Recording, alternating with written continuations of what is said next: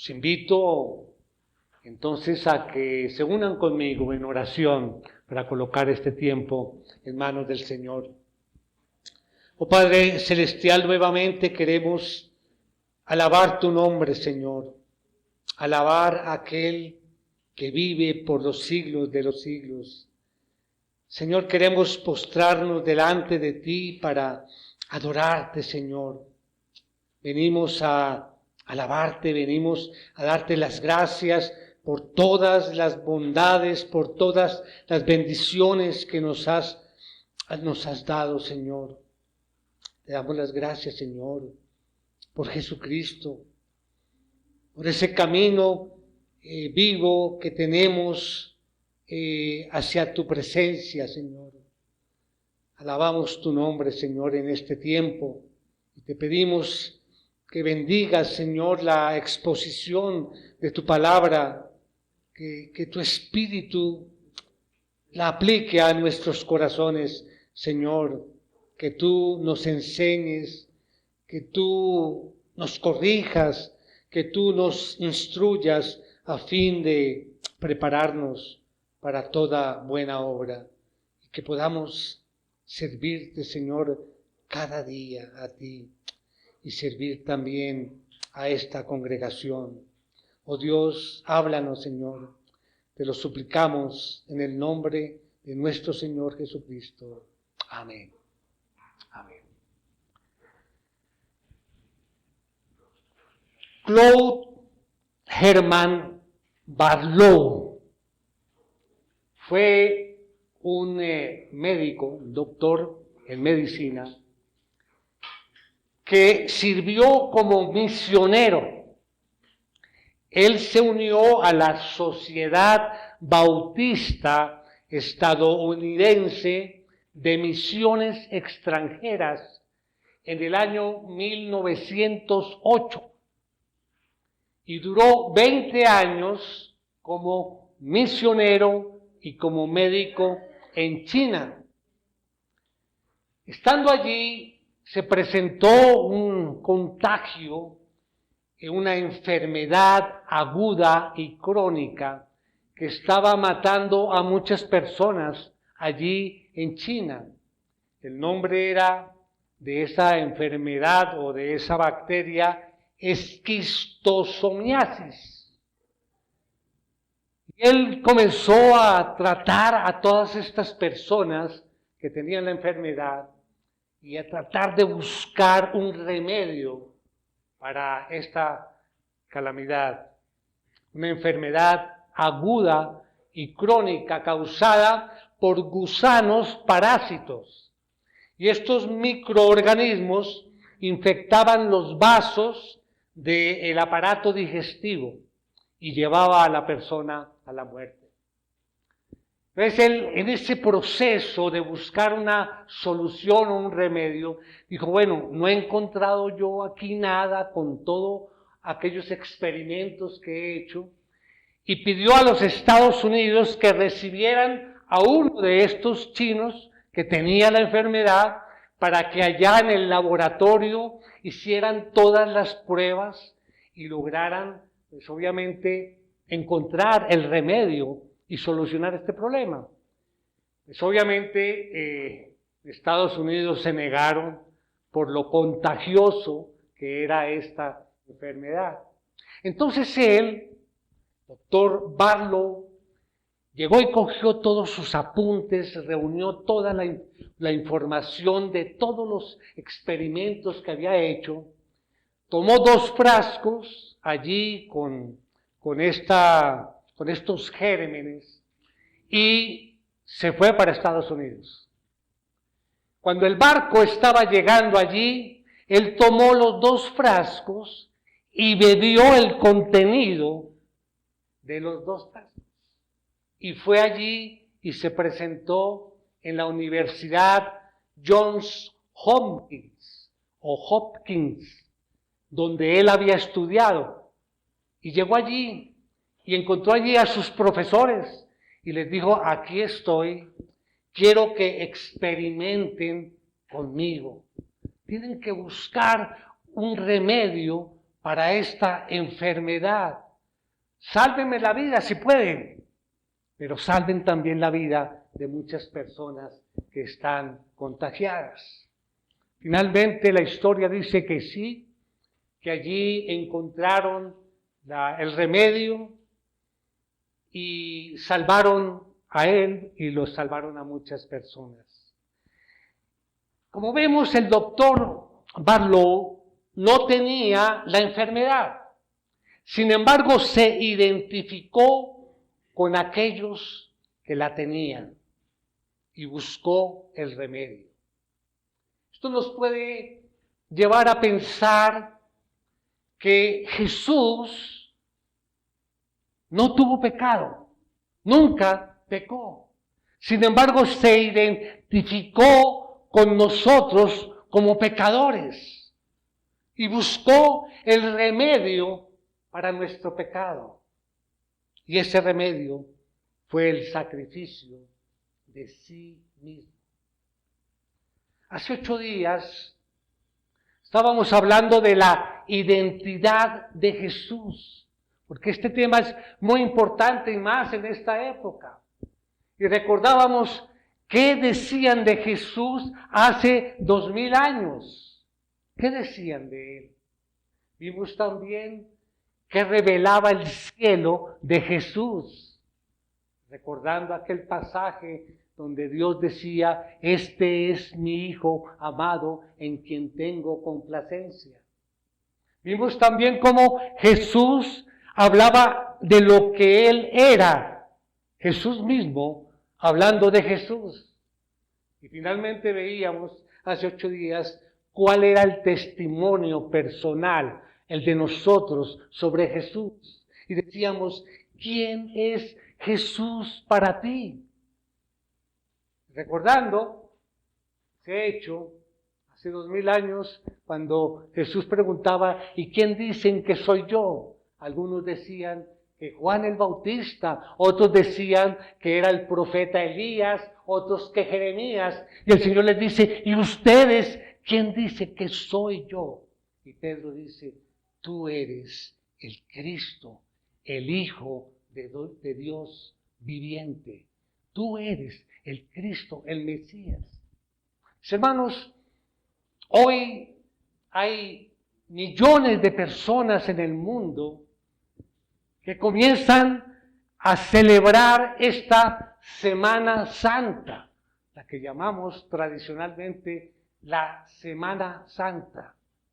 Desafortunadamente se celebra esta Semana Santa de una manera distorsionada, ya que tiene que ver más con las tradiciones populares que con la poderosa sencillez de la palabra de Dios. Entonces encontramos millones de personas que, por distanciarse, por decirlo así, de esta versión distorsionada de la Semana Santa, ni la celebran, ni hablan absolutamente nada de ello. Y estos se unen también a aquellos que toman la Semana Santa como una semana de vacaciones. Y así la llamamos, ¿no?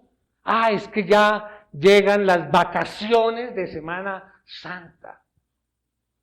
Mis hermanos, aunque la Biblia no nos manda celebrar esta Semana Santa de manera particular, sí es muy importante para nosotros recordar todos esos eventos de la semana: la pasión, la muerte y la resurrección de nuestro Señor Jesucristo. Por esa razón, el mensaje de hoy vamos a considerar 5 puntos en este mensaje, cuyo título es: Cristo murió y resucitó por mí, ahora yo vivo por Él. Como todos nuestros mensajes, tenemos una idea principal. La idea principal en esta mañana de este mensaje es la siguiente. En Cristo somos hechos justicia de Dios, no por causa de algo que hayamos hecho, sino porque Cristo pagó la pena del pecado en su muerte y su resurrección. Como base bíblica del mensaje de hoy, los invito a que me acompañen al Evangelio de Marcos. Vamos a leer 3 porciones allí. Primero acompáñenme al capítulo 8, versículo 31. Dice así: Jesús comenzó a enseñarles que el Hijo del Hombre debía padecer muchas cosas y ser rechazado por los ancianos, los principales sacerdotes y los escribas, y ser muerto, y después de 3 días resucitar. Muy bien. Ahora vamos un capítulo más adelante, capítulo 9, versículo 31. Dice: porque enseñaba a sus discípulos y les decía: el Hijo del Hombre será entregado en manos de los hombres y lo matarán. Y después de muerto, a los 3 días resucitará. Un capítulo más adelante, capítulo 10, versículo 32 al 34. Iban por el camino subiendo a Jerusalén y Jesús iba delante de ellos. Los discípulos estaban perplejos y los que lo seguían tenían miedo. Y tomando aparte de nuevo a los 12 comenzó a decirles lo que le iba a suceder. Ahora subimos a Jerusalén y el Hijo del Hombre será entregado a los principales sacerdotes y a los escribas y lo condenarán a muerte y lo entregarán a los gentiles. Se burlarán de él y le escupirán, lo azotarán y lo matarán, y 3 días después resucitará. Hemos leído 3 textos breves allí en el Evangelio de Marcos. De seguro se dieron cuenta de la conexión que hay en estos 3 textos, ¿verdad? Fueron 3 ocasiones en que el Señor habló a sus discípulos de su inminente muerte y de su posterior resurrección. En 3 ocasiones, curioso, ¿no? En el mismo Evangelio, 3 capítulos diferentes y el mismo mensaje. Daba una importancia el Señor a este evento. Entonces preguntamos, bueno, ¿qué encontramos allí en lo que acabamos de leer, hermanos? Encontramos varias cosas. En primer lugar, encontramos el conocimiento. Ese es nuestro primer punto. El conocimiento. El Señor sabía perfectamente lo que estaba pasando y lo que esperaba que le iba a suceder allí en Jerusalén. En estos 3 pasajes, en estos 3 breves pasajes, encontramos la misma disposición del Señor de hablar con sus discípulos y comentar lo que les iba a pasar. Él les decía claramente, mire, que iba a ser entregado en manos de las autoridades, que lo iban a maltratar, que lo iban a matar, pero que también al tercer día Él iba a resucitar. Y 3 veces el Señor le repite eso a los discípulos, porque Él sabía esto perfectamente. O sea que nada de lo que iba a suceder lo iba a tomar por sorpresa. Cuando el Hijo de Dios vino al mundo para hacerse hombre, Él ya sabía cuál era su misión. Él sabía todo esto y lo supo a lo largo de su vida. ¿Cuántas veces Él de niño o de joven pasaba por su mente lo que iba a pasar más adelante? Porque Él ya lo sabía. O sea que la misión de Él era venir al mundo y no tanto para enseñar a las personas, aunque lo hizo y era importante, pero no era tanto los milagros que hizo.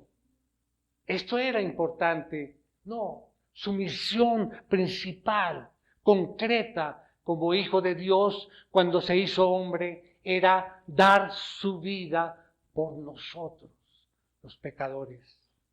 Y lo sabía, sobre todo en ese momento cuando se acercaba a Jerusalén, en ese último viaje.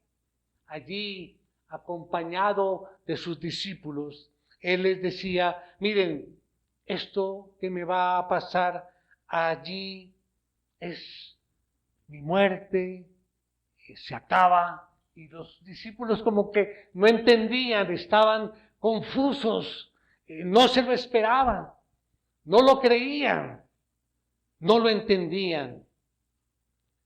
Y podemos entonces preguntarnos, bueno, ¿y Jesús cómo sabía todo esto que iba a pasar? Bueno, en la eternidad pasada, es decir, antes de existir nada aparte de Dios mismo, antes de existir el universo, antes de todo eso, allí en la eternidad pasada, el Padre y el Hijo hicieron un plan de salvación. Y cuando hicieron ese plan de salvación, hicieron un acuerdo entre los dos, el Padre y el Hijo. El Padre enviaría al Hijo al mundo para que Él fuese nuestro Salvador. Y el Hijo aceptó esa misión. Él también estaba de acuerdo con ese plan de salvación. Y Él estaba dispuesto a bajar desde el cielo, aunque implicara para Él mucho sufrimiento. Pero esa era su misión. Entonces, mis hermanos, queda claro que el Hijo de Dios, antes de existir el universo, Él ya sabía cuál era el futuro para Él. Era en un momento de la historia humana que Él iba a nacer aquí en la tierra como un bebé, iba a crecer como cualquier ser humano, a hacerse hombre y a los 33 años dejarse crucificar para salvar a los pecadores, así como nosotros. El Señor siempre había sabido cuál sería su misión como Salvador del mundo. Por eso es que Él tenía el conocimiento respecto a lo que iba a pasar. Y es algo de lo que estamos celebrando en esta Semana Santa. Esa semana que Él sabía que iba a pasar. Esa semana de pasión, de muerte y de resurrección. Ahora bien, en el segundo punto, ¿qué encontramos en el pasaje que hemos leído allí en Marcos? Encontramos su valor. Su valor. Volvamos a ver la idea principal. En Cristo somos hechos justicia de Dios no por causa de algo que hayamos hecho, sino porque Cristo pagó la pena del pecado en su muerte y su resurrección. O sea que no vemos aquí en lo que leímos solamente lo que Jesús sabía. Vamos un paso más allá y vemos el gran valor que el Señor tenía. Ya dijimos, Él sabía lo que iba a sufrir en los próximos días, allí en Jerusalén, a mano de las autoridades religiosas y civiles, a manos de los soldados romanos. Él ya sabía, Él sabía cuánto iba a sufrir. Y aún así, no solamente no renunció a su misión, no cambió de opinión, no intentó aplazar. Eso sucede cuando nosotros tenemos que pasar por algo difícil, tratamos de aplazar un poco más esa situación, pero él no trató ni siquiera de aplazar, no hizo nada de esto, sino que él fue directamente, tomó el camino que iba a Jerusalén y él puso, como dice Lucas allí en el Evangelio, acompáñenme en Lucas 9:51, dice: sucedió que cuando se cumplían los días de su ascensión, Jesús con determinación afirmó su rostro para ir a Jerusalén. Jesús con determinación. Con determinación. ¿Entienden la frase allí de Lucas? Jesús afirmó su rostro con determinación, con decisión. Estaba pasando por un dilema. Y si lo vemos a él, en su naturaleza humana, pues él no quería sufrir. Me pregunto, ¿quién quiere sufrir? Si yo hago aquí una invitación que vamos a sufrir, pues nadie quiere sufrir. Y él también en su naturaleza humana, él no quería sufrir. Pero él sabía que esa era su misión. Y la tenía que asumir allí en Jerusalén. Entonces, él dice que él endureció su rostro y dijo para sí: bueno, lo tengo que hacer. Me voy a poner en este camino que lleva a Jerusalén. Yo sé qué es lo que me espera al final, pero no importa. Yo he venido para eso, precisamente. Fijémonos lo que dice allí en nuestro texto de estudio en Marcos 10:32. Son esas palabras que a veces cuando leemos pasamos por encima de ellas, ¿no? No le prestamos mucha atención. Dice allí en el versículo 32, iban por el camino subiendo a Jerusalén y Jesús iba delante de ellos. Los discípulos estaban perplejos y los que los seguían tenían miedo. Tenemos este aspecto. El Señor dice que iba delante de ellos. Él nunca se quedó como atrás, dudando, vacilando, intentando como alargar ese tiempo porque ya sabía lo que iba a pasar. No, Él va adelante de los demás. Esto es impresionante.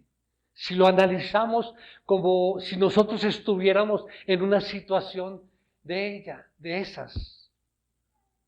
Es que Él, dicen los discípulos, Él nos ha dicho que va a sufrir, que lo van a maltratar, que lo van a insultar, que lo van a matar. Y mire, Él va adelante, como con deseo de cumplir rápidamente lo que se había propuesto. Ahí es donde vemos el valor de Jesús. No pensemos que esto era fácil para Él, porque muchas veces, mis hermanos, nosotros como que enfatizamos su divinidad, ¿no? Su deidad. Entonces decimos, no, pero es que como Él es Dios, pues, Él está tranquilo. Y lo que hacemos es minimizar la naturaleza humana que Él tenía en ese momento. Él sufrió, mis hermanos. Por allí en Lucas 22 nos dice que Él, estando en agonía, oraba con mucho fervor y su sudor se volvió como gruesas gotas de sangre que caían sobre la tierra. Sí, eran su naturaleza humana. Él vivió todo ese momento como un ser humano. No era fácil para él esa situación. E iba delante de los demás como si tuviera prisa por entregar su vida por nosotros. Y nos preguntamos entonces, ¿por qué lo hizo? ¿Por qué lo hizo?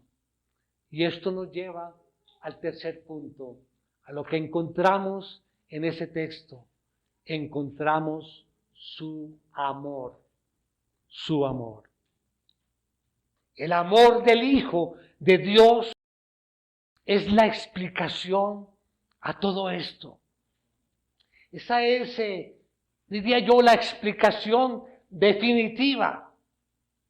El Señor iba delante hacia Jerusalén, aún sabiendo lo que le esperaba. Por amor a nosotros. Sí, por amor a ti, por amor a mí. Pensemos en ello. Aún siendo nosotros pecadores, rebeldes, tan indignos de su amor, pero Él nos ama. Y ese amor era lo que le impulsaba a seguir con su camino rumbo a Jerusalén. De hecho, miren todo lo que hizo Jesús, el Hijo de Dios, por amor a nosotros. Se hizo hombre 33 años antes, por amor a nosotros. Vivió una vida corta, pero intensa, por amor a nosotros. Aguantó a la gente, tuvo paciencia con todas estas personas, conocemos la historia, por amor a nosotros. Fue a Jerusalén, por amor a nosotros. Soportó el rechazo de la gente, de los líderes religiosos. Él siendo judío, soportó ese rechazo por amor a nosotros. Permitió que lo torturaran por amor a nosotros. Permitió que los soldados le atravesaran sus manos y sus pies con clavos por amor a nosotros. Sufrió esas 6 horas larguísimas colgado en una cruz, sufriendo el intenso dolor de la crucifixión. Y todo eso lo sufrió por amor a nosotros. Y murió un viernes a las 3 de la tarde por amor a nosotros. Ahora pensemos en esto. Como Hijo de Dios y mirando la parte de su divinidad, Él ha podido decir en ese momento, Padre, ¿sabe qué? Ya no más. Hasta aquí llego yo. Ya no puedo más. No, pudo haberlo hecho, pero no lo hizo. Él siguió adelante como decía allí, y se puso con el rostro endurecido, afirmando y confirmando su ida a Jerusalén. Sí, allí para sufrir, para ser torturado, para ser rechazado, para dar su vida por nosotros. Y la única explicación de la verdadera Semana Santa es el amor de Jesús, el amor del Hijo de Dios, el amor también del Padre que lo envió, el amor del Espíritu Santo que lo acompañó. Ahora bien, vamos al cuarto punto. ¿Qué otra cosa encontramos allí en este texto que hemos leído? Encontramos su poder. Ya hemos visto entonces, encontramos allí su conocimiento, encontramos su valor, encontramos su amor y ahora encontramos su poder. Allí en nuestro texto de estudio, miremos en Marcos, en el versículo 34. Mire lo que dice el 34. Se burlarán de él y le escupirán, lo azotarán y lo matarán, y 3 días después resucitará. 3 días después resucitará. Aquí vemos el poder también del Señor. Él iba a morir, pero no iba a quedarse allí muerto, porque al tercer día Él iba a resucitar. Entonces, cuando dice uno que Él muere, aparentemente eso es una manifestación de debilidad, ¿verdad? Y encontramos en la resurrección la manifestación de su poder. Pero hay una cosa importante, mis hermanos. Porque vemos, y les voy a mostrar por qué vemos en su muerte no una debilidad, sino también poder. O sea, Él tiene el poder tanto en su muerte como en su resurrección. Podemos pensar que, bueno, de pronto no es así. Que la muerte, pues todo lo contrario, allí no vemos el poder, vemos como impotencia, como debilidad. Y es en la resurrección donde vemos el poder. Pero mire, en las dos cosas es donde podemos ver su poder. ¿Por qué digo esto? Porque en una ocasión, Él hablando de su propia vida, escuchen lo que dijo. Acompáñenme de allí a Juan 10, 18. Hablando de Él dice, nadie me la quita, sino que yo la doy de mi propia voluntad. Tengo autoridad para darla y tengo autoridad para tomarla de nuevo. Este mandamiento recibí de mi Padre. Está hablando de su vida, hablando de su propia vida. Él dice, tengo poder para entregar o dar mi vida y también tengo poder para tomarla de nuevo. Tanto para morir como para volver a la vida. Falta poder. Y además de poder, esta palabra significa autoridad. Es decir, Él tenía la autoridad como hijo de Dios, como el enviado del Padre. Él tenía la autoridad delegada en Él para entregar su vida y después volverla a tomar. En ambas cosas estaba el poder y la autoridad del Hijo de Dios. Él decidió cuándo morir. Cuando leemos los evangelios, en el relato de la muerte de Jesús, allí al final de los evangelios, vemos que el Señor muere antes que los dos ladrones que estaban a su lado.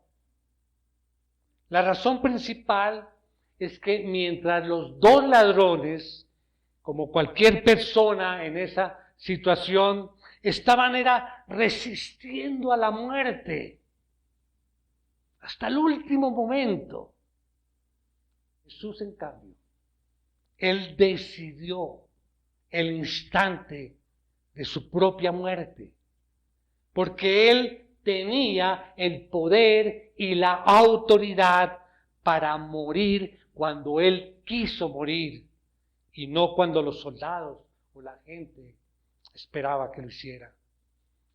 Y Él también decidió cuándo volver a vivir.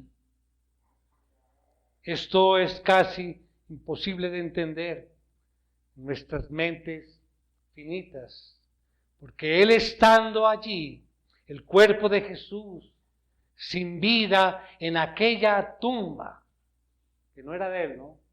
José de Arimatea, allí ese domingo de madrugada, antes de salir el sol, estando físicamente muerto, Jesús decidió el momento de resucitar, de vivir. Por eso Él dijo esas palabras: tengo autoridad para darla y tengo autoridad para tomarla de nuevo. Eso sí que es poder, ¿verdad, mis hermanos? ¿Quién más ha podido a lo largo de la historia humana hacer esto que hizo Jesús?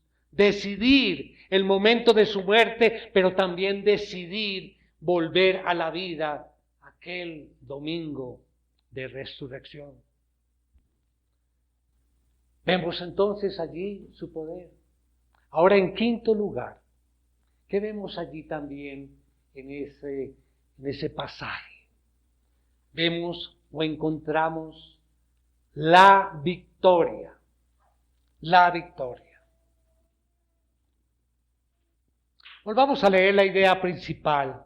En Cristo somos hechos justicia de Dios, no por causa de algo que hayamos hecho, sino porque Cristo pagó la pena del pecado en su muerte y resurrección. Bueno, hemos visto entonces, repasemos su conocimiento, hemos visto su valor, su amor, su poder, y ahora vemos la victoria del Señor en su muerte y su resurrección. Cuando Jesús, aquel domingo, volvió a la vida, fue su victoria, pero no solamente sobre la muerte, sino sobre todos sus enemigos y sobre nuestros enemigos también. La victoria de Jesús, esto pues es algo supremamente importante y se debe a las dos cosas de las cuales hemos estado hablando en esta mañana. Su victoria se debe tanto a su muerte como a su resurrección. Es esa combinación de las dos cosas lo que nos da la victoria. Por su muerte y resurrección venció al pecado. Jesús murió por nuestros pecados. Él murió para vencer el poder de nuestro pecado sobre cada uno de nosotros. Éramos personas condenadas a muerte, a la muerte eterna, pero Jesús vino a conquistar y a vencer el pecado con todas las consecuencias para nosotros. Con su muerte y por su resurrección venció a Satanás, según nos lo dice allí el autor de Hebreos. Satanás tenía el imperio de la muerte y por ese imperio el control aparente de la muerte. Pero Jesucristo, con su muerte y su resurrección, venció al mismo Satanás, el que tenía hasta ese momento el imperio y la autoridad. Pero ya no. Todo esto solamente es un resumen de la victoria que celebramos al finalizar esta semana que viene. Esta debe ser nuestra Semana Santa. Esto es lo que debemos recordar en estos días, mis hermanos. Y los invito a que en realidad sea una semana de reflexión, de recordar lo que hemos visto. Recordar el conocimiento del Señor sobre lo que iba a suceder. Recordar el valor del Señor a pesar de saber todo lo que iba a sufrir. Él en ningún momento se retracta de lo que va a hacer y sigue caminando allí adelante. Esta parte me llama la atención cuando dice que Él va adelante. El líder del grupo para ir a Jerusalén y llegar allí y hacer lo que Él tenía que hacer. Y hemos visto también su amor, ese amor que le impulsó a dejar allí el cielo y venir aquí a la tierra a dar su vida por nosotros. Y hemos visto el poder del Señor, no solamente en su resurrección, sino también en el momento de su muerte. Hemos visto la victoria del Señor sobre la muerte, sobre el pecado y sobre Satanás. El Hijo de Dios, como hemos visto, se hizo hombre para morir y resucitar por nosotros. La muerte de Jesús no fue simplemente un accidente, algo ante el cual Él se viera impotente. No fue así. Porque antes de dejar el cielo y venir para la tierra, Jesús sabía perfectamente a qué bajaba. Él había venido aquí para morir. Había nacido para morir.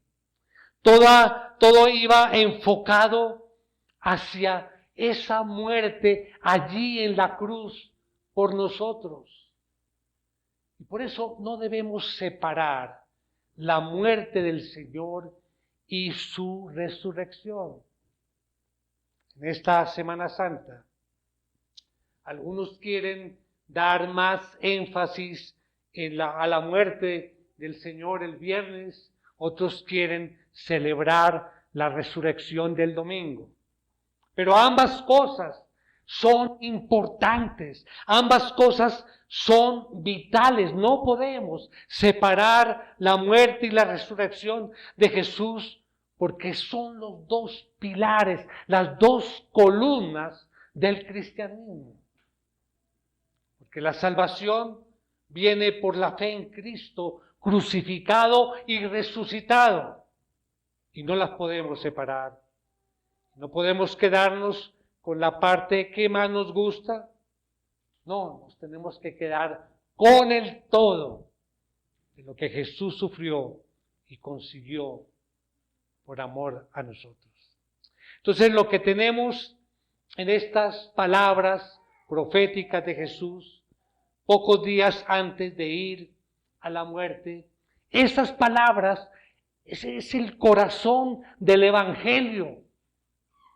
El Evangelio, ¿qué es? Es ese mensaje, esa buena nueva acerca de Jesús. Eso es lo que es el Evangelio, ¿verdad?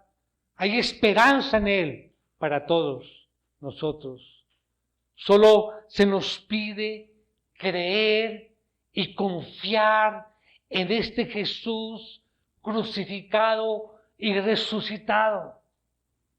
Y si nos arrepentimos de nuestros pecados y creemos y confiamos en Él, allí está la salvación.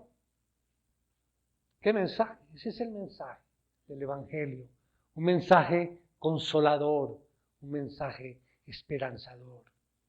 Los que somos creyentes, nosotros, mis hermanos, debemos considerar la muerte de Jesús en la cruz y su resurrección al tercer día como dos acontecimientos históricos que deben ser el motor de nuestras vidas, cada día.